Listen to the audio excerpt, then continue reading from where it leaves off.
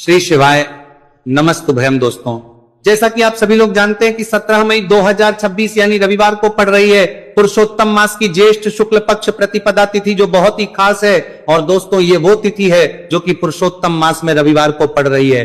दोस्तों, इसी दिन किया जाने वाला पंडित जी द्वारा बताया गया एक लाल फूल और एक सफेद फूल वाले उपाय आप लोगों को जरूर करना चाहिए, क्योंकि दोस्तों ये एक ऐसा उपाय है जो कि हर दिन नहीं किया जाता। पुरुषोत्तम मास में जो रविवार की प्रतिपदा तिथि आती है उसी दिन किया जाता है।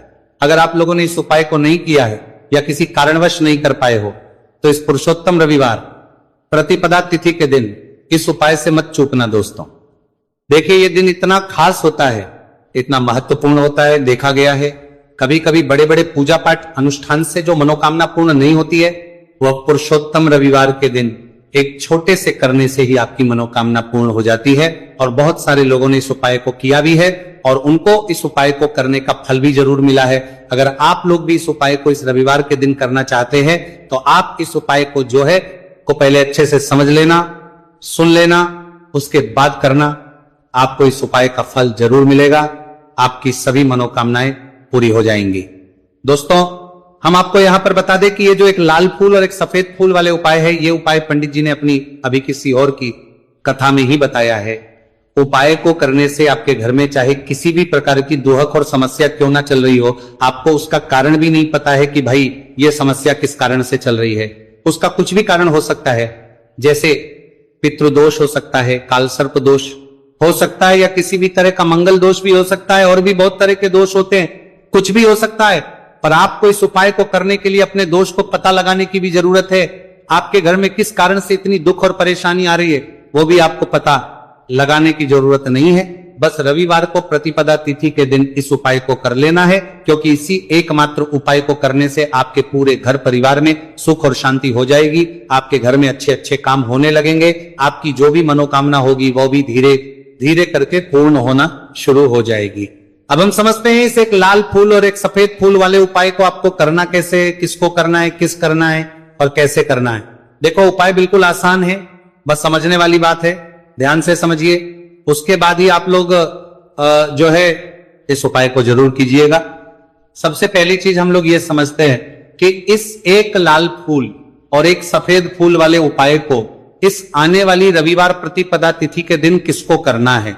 तो देखिए, इस उपाय को घर के सभी सदस्यों को करने की बिल्कुल भी जरूरत नहीं है। घर में से कोई एक मुख्य बड़ा सदस्य इस उपाय को करेगा तो उस घर परिवार के सभी सदस्यों को इस उपाय को करने का फल मिल जाएगा। पर वो बड़ा सदस्य कौन होगा, कौन व्यक्ति इस उपाय को करेगा, तो यहां पर देखिए हम आपको बता दें, घर की जो बड़ी माताएं बहनें होंगी, घर की बड़ी माताओं बहनों में से कोई भी एक माता बहन इस वाले उपाय को कर सकती है। अपने पूरे घर परिवार के लिए घर में सभी सदस्यों को इस उपाय को करने की जरूरत नहीं है। मात्र घर की जो माताएं बहनें हैं उनमें से कोई भी एक माता बहन इस वाले उपाय को करेगी तो उसके घर परिवार के पूरे सदस्यों को इस उपाय का फल मिलेगा। अगर किसी कारणवश माताएं बहनें घर में उपस्थित ना हो या वो इस उपाय को ना कर रही हो, कुछ दिक्कत हो, तो भाई उस जगह पर फिर घर का कोई बड़ा व्यक्ति भी इस उपाय को कर सकता है। माताओं बहनों के कहने का मतलब यह था कि माताएं बहनें घर की लक्ष्मी होती है। जब घर की लक्ष्मी कोई उपाय करती है तो निश्चित ही भगवान शिव जी जल्दी प्रसन्न होते हैं और उपाय का फल में बहुत जल्दी और बहुत बड़ा करके भी यहां पर देते हैं। तो आप लोग ये बात समझ गए होंगे। अब हम ये बात समझते हैं कि इस वाले उपाय को हमें करना किस समय है। एक लाल फूल और एक सफेद फूल वाले उपाय को हमें प्रतिपदा तिथि के दिन करना किस समय है। तो देखिए, इस उपाय को करने का जो समय है, सुबह का समय भी है और शाम का समय भी है। अब देखिए, यहां पर हम मुख्य रूप से सुबह का समय नहीं बोलेंगे, क्योंकि देखिए ये जो प्रतिपदा तिथि है, और आप सभी लोग जानते हैं रविवार प्रतिपदा तिथि के दिन का प्रदोष काल का मतलब शाम का जो समय होता है ना, इस दिन भगवान शिव जी का सबसे प्रिय दिन होता है। तो आप लोग इसे एक लाल फूल एक सफेद फूल वाले उपाय को सुबह के समय भी कर सकते हो और शाम के समय प्रदोष काल में भी कर सकते हो। सुबह के समय अगर कर रहे हो तो 10 या फिर 11 बजे तक भी अगर उपाय करोगे तो भी आपको उपाय का फल मिलेगा। वही अगर शाम के समय कर रहे हो तो इस दिन जरूर शाम के समय का ध्यान रखना कि शाम के 6 बजे से लेकर 7 बजे के बीच में अगर आप इस उपाय को कर सकते हो तो बिल्कुल कर लेना, पूरी कोशिश करना। पर अगर किसी कारणवश इस समय के बीच में ना कर पाओ तो रात 8 बजे तक भी अगर आप उपाय को करोगे तो आपको उपाय का फल जरूर मिलेगा। ये बात आपको समझ आ गई कि आप इस उपाय को सुबह और शाम दोनों समय कर सकते हो। मतलब करना आपको एक ही समय है, घर में से किसी एक ही बड़े व्यक्ति को करना है, एक ही बार इस उपाय को करना है, दोनों समय नहीं करना है। आपको जो समय अच्छा लगे आप उस समय पर इस वाले उपाय को कर सकते हैं। तो चलिए जानते हैं इन विशेष उपायों के बारे में। लेकिन उससे पहले जो भी मेरे भाई मेरी प्यारी बहनें आज चैनल पर पहली बार आए हैं या मेरी आवाज आज पहली बार सुन रहे हैं, अगर आप भी महादेव के सच्चे भक्त हैं तो वीडियो को लाइक और वास्तविक जानकारी चैनल को सब्सक्राइब जरूर कर लें और कमेंट बॉक्स में लिखें हर हर महादेव। देखो अब सबसे पहली बात आती है कि इस उपाय को हमें करना किस लिए है। जैसा कि हमने अभी आपसे बोला कि इस उपाय को करने के बाद आपके जीवन में बहुत सारी खुशियां आएंगी, आपकी मनोकामनाएं पूर्ण होंगी, आपकी धन की समस्या दूर होगी, आपकी पैसों की समस्या दूर होगी। अब देखिए, अगर आप लोग सोच रहे हो कि भाई हमें अपना घर बनाना है पर घर बनाने के लिए पैसा नहीं है, हमें गाड़ी लेना है पर गाड़ी लेने के लिए पैसा नहीं है, हमें जमीन लेना है पर जमीन के लिए पैसों की कमी पड़ रही है, अगर ऐसी ही दिक्कत परेशानी या किसी भी तरह की धन से जुड़ी हुई समस्या या पैसों से जुड़ी हुई समस्या अगर आपके जीवन में चल रही है तो यह उपाय निश्चित ही आपके जीवन में बहुत सारे फल लाकर दे सकता है। इसीलिए अगर आपके घर में बहुत ज्यादा दिक्कत समस्या परेशानी चल रही है, धन से जुड़ी हुई पैसों से जुड़ी हुई, धन की बहुत ज्यादा कमी आ रही है, पैसों की आवक नहीं हो रही है, तो भाई आप लोगों को इस वाले उपाय को जरूर करना चाहिए। घर में से किसी एक भी बौमे व्यक्ति को अब इस उपाय में करना क्या है वो सबसे पहले हम लोग जान लेते हैं। उपाय की सामग्री हम लोग सबसे पहले जानते हैं कि इस उपाय में किस किस चीज की आवश्यकता पड़ेगी। तो देखिए, उपाय का नाम तो एक लाल फूल और एक सफेद फूल वाला उपाय है, पर इस उपाय में कुल मिलाकर 4 सामग्री हमें लगने वाली, जो कि पंडित जी ने खुद सीहोर वाली कथा में बताया है। और जो हम आपको उपाय बताते हैं वो पंडित जी द्वारा बताए गए होते हैं, अलग से हम कुछ भी नहीं बताते हैं। तो यहां पर हम लोग समझते हैं कि इस उपाय की सामग्री क्या है। तो देखो, उपाय की जो सामग्री है वो 4 सामग्री है, जिसमें से सबसे पहली सामग्री है एक बेलपत्र। देखो बेलपत्र क्या होती है, बेलपत्र जो शिव की शिवलिंग पर चढ़ती है। दूसरी चीज है एक शमीपत्र, शमीप्र शिवलिंग पर ही चढ़ता है। तीसरी चीज है दोस्तों एक लाल फूल, उपाय का नाम है, तो एक यहां पर आपको लाल फूल लेना है। अब ये लाल फूल कौन सा लेना है, देखो शिवलिंग के ऊपर जो लाल फूल चढ़ता हो उनमें से कोई भी एक लाल फूल पसंद कर लेना और वो कहीं से तोड़कर या कहीं से खरीद कर लेकर आना और उस लाल फूल को उपाय में प्रयोग कर लेना। उसके बाद में एक सफेद फूल, सफेद फूल का विशेष रूप से ध्यान रखना, जो सफेद फूल शिवलिंग पर चढ़ता हो सिर्फ वही सफेद फूल लेकर आना, इसके अलावा कुछ मत लेकर आना, लेकिन केतकी का मत लेना। तो एक एक मात्रा में ही आपको ये चारों सामग्री चाहिए, एक बेलपत्र, एक शमीपत्र, एक लाल फूल और एक सफेद फूल। ये चारों सामग्री आप लोग तैयार करके रख लें। प्रदोष काल में या सुबह के समय जब भी आप इस उपाय को कर रहे हैं, जैसे ही आपके उपाय की सामग्री तैयार हो जाती है तो क्या हम सीधा उपाय को करने के लिए इन चारों सामग्री को उपाय करने के लिए जा सकते हैं? नहीं, तो यहां पर आपको इस बात का ध्यान रखना है कि हम भगवान शिव जी को प्रसन्न करने के लिए तो जा रहे हैं, हम अपनी मनोकामना को पूर्ण करवाने के लिए तो जा रहे हैं, पर हमें यह दर्शाना बिल्कुल भी नहीं है कि हम सिर्फ अपने फायदे के लिए भगवान शिव जी के मंदिर में आए हैं। इसलिए हम इस उपाय को करने के साथ साथ में भगवान शिव जी की पूजन अर्चना के लिए कुछ सामग्री भी जरूर लेकर जाएंगे।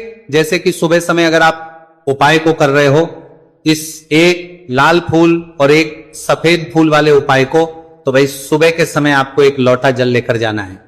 जो लोग प्रतिदिन शिव जी के मंदिर जाते हैं, पूजन अर्चना करते हैं, जल चढ़ाते हैं, फूल बेल पत्र सब कुछ चढ़ाते हैं, भाई वो अपनी पूजन अर्चना वैसी की वैसी करना।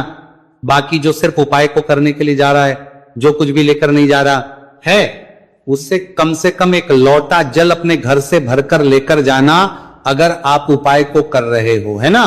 क्योंकि इस वाले उपाय को आप भगवान शिव जी की पूजन अर्चना करने के बाद ही करना। वहीं अगर बात करें शाम के समय की, अगर कोई व्यक्ति शाम के समय प्रदोष काल में इस वाले उपाय को कर रहा है, तो भाई आपको मात्र एक घी का दीपक तैयार करना है। ये बात हम हमेशा बोलते हैं, शाम के समय प्रदोष काल में कोई कर रहे हो ना, तो दीपक का विशेष महत्व होता है। रविवार प्रतिपदा तिथि दिन का प्रदोष काल में जो भी व्यक्ति दीपक जलाता है ना भगवान शिव जी के मंदिर में, भाई उसके जीवन से सारी दुख और परेशानियां भी दूर होती है। तो भाई इस दिन दीपक का विशेष रूप से ध्यान रखना आप लोग। अगर आप इस उपाय को शाम के समय प्रदोष काल में कर रहे हो, है ना, ये जो दीपक आप लोगे ये आटे का लोगे, जो आटा आप गूंद दोगे उसके अंदर कुछ भी मत डालना, मात्र सादा आटा लगाकर उसे तैयार कर लेना और एक मीडियम साइज का दीपक तैयार कर लेना।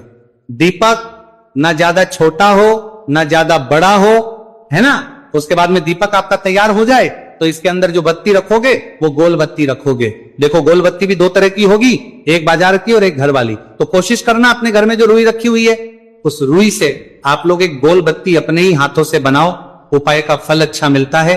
भगवान शिव जी जल्दी प्रसन्न होते हैं। जब हम किसी भी उपाय को अपने हाथों से परिश्रम करके तैयार करते हैं तो आपको उस दीपक के अंदर एक गोल बत्ती रख देनी है। इसके अंदर जो चीज आप लोग डालोगे वो डालोगे शुद्ध देसी गाय का घी।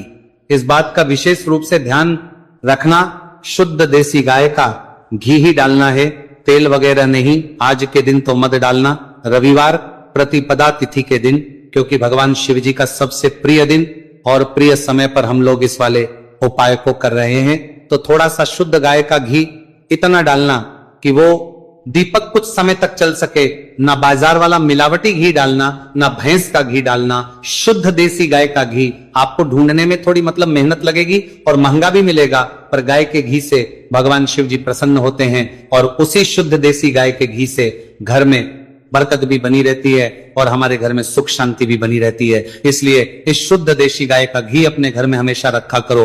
वो भगवान शिव जी के कार्यों में भी उपयोग में आता है और उपायों में भी हम लोग प्रयोग कर सकते हैं। तो यहां पर आपकी सारी तैयारियां हो चुकी है।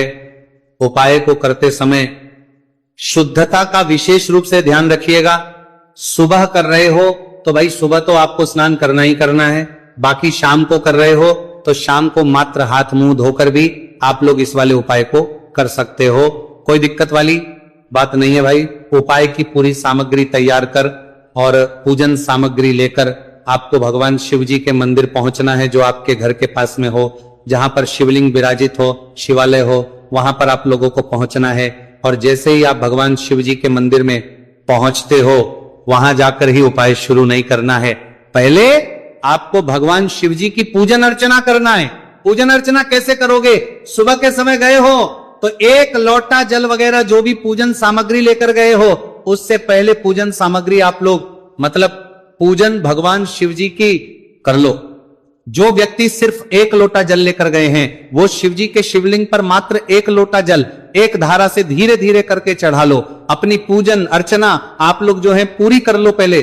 उसी के बाद अगर आप शाम के समय कर रहे हो तो पहले जाकर बैठना है। भगवान शिव जी के शिवलिंग के पास में आप जो दीपक तैयार करके लेकर आए हो उस दीपक को पहले जलाना है। ये जो दीपक आप लोग जलाओगे ना, ये किसी और की माचिस से मत जला, अपनी ही माचिस अपने ही घर से लेकर आना और इस दीपक को अपनी ही माचिस से जलाना। अगर आपने मंदिर की माचिस या किसी और की माचिस ले ली, इस उपाय को करने में इस उपाय का फल उस व्यक्ति को भी बहुत मिल जाएगा। इस बात का ध्यान रखना। अपने घर से अपनी ही माचिस लेकर जाना और इस दीपक को जलाना। दीपक को जलाने के बाद भगवान शिव जी की शिवलिंग के पास में रख देना। शिवलिंग के इतना पास में मत रखना कि शिव जी को आंच लगे, थोड़ी सी दूरी बनाकर ही जो है इस दीपक को शिवलिंग के पास में आप लोग रख दीजिएगा।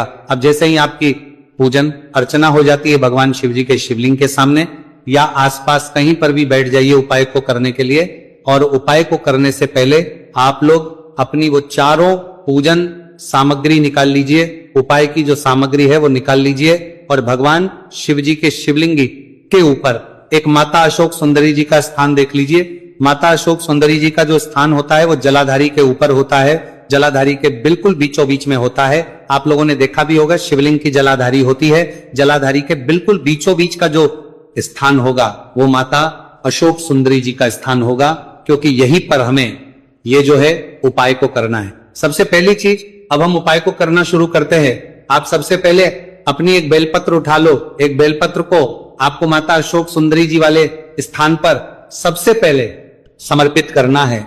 बेलपत्र की डंडी का मुख होगा जलाधारी की तरफ, जहां से जल बहता है और नीचे गिरता है। और बीच वाली बड़ी पत्ती का मुख मतलब शिवलिंग की तरफ होगा। इस तरीके से आपको इस बेलपत्र को माता अशोक सुंदरी जी वाले स्थान पर समर्पित कर देना है। उसके बाद में अपनी एक शमी पत्र उठा लो जो आप उपाय के लिए लेकर आए हुए हो। शमी पत्र को उठाकर शमी पत्र की भी जो डंडी का भाग होगा वो जल की तरफ करके, जहां से जल बहता है नीचे गिरता है उस तरफ करके, और पत्ती वाला भाग शिवलिंग की तरफ करके इस शमी पत्र को भी उस बेल पत्र के ऊपर आपको समर्पित कर देना है। समर्पित करने के बाद अब आप ले लो अपना एक लाल फूल जो आप उपाय को करने के लिए लेकर आए हुए हो। इस लाल फूल का जो खिला हुआ भाग होगा, चाहे वो गुलाब का फूल हो, चाहे कोई सा फूल जो शिवलिंग पर चढ़ता हो, भाई उस फूल का जो खिला हुआ भाग होगा वो शिवलिंग की तरफ होगा। बाकी जो पीछे का भाग होगा फूल का वो जलाधारी की तरफ, जहां से जल बहता है नीचे गिरता है उस तरफ होगा। और आखिरी में आपका जो एक सफेद फूल बचा हुआ है, इस सफेद फूल को भी आपको लेना है और सफेद फूल का जो खिला हुआ भाग होगा वो शिवलिंग की तरफ होगा, जहां पर शिवलिंग रखा हुआ है उस तरफ होगा, और डंडी का भाग जलाधारी के पीछे की तरफ हो जाएगा। मतलब जो जहां से जल बहता है और नीचे गिरता है, जब आप एक बेलपत्र, एक शमी पत्र और एक लाल फूल, एक सफेद फूल चढ़ा रहे हो तो उस समय आप लोगों को कांता भगवान या कांता चक्र का नाम लेते हुए ही जो है इस उपाय को करना है, और भगवान शिव जी और नारायण जी का स्मरण करते हुए ही इस उपाय को आपको करना है।